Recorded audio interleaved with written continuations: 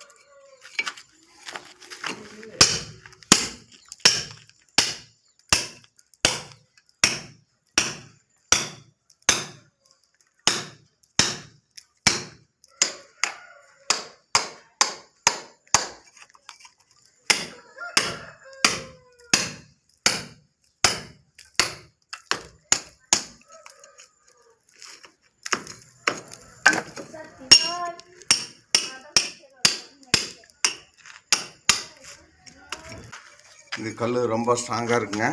உளி வந்து ரொம்ப ஷார்ப்பாக இருக்கணும், அப்போ தான் வரும். உளி வந்து இப்படி ரொம்ப ஷார்ப்பாக இருக்கணும், இருந்தால் தான் கல் வெட்டும். சுற்றி நல்லா ஸ்ட்ரென்த்தாக இருக்கணுங்க. ஸ்ட்ரென்த்து நல்லா கொடுத்து அடிக்கணும். கல் ரொம்ப ஸ்ட்ராங்காக இருக்குது. அதனால் மெதுவாக செங்கல் அடிக்கிற மாதிரி அடிச்செல்லாம் பாருங்க.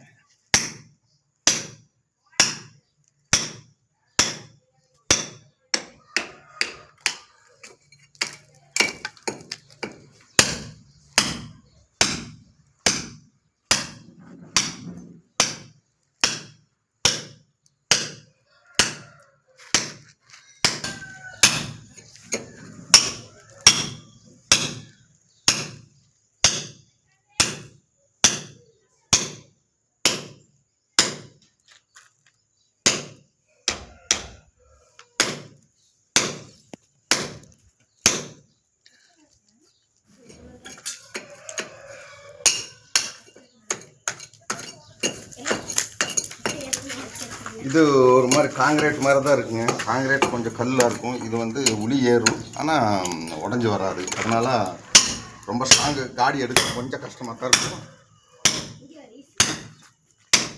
பார்த்தீங்களா, உளி ஏறிட்டே இருக்கும், கல் உடஞ்சி வராது. பார்த்தீங்களா,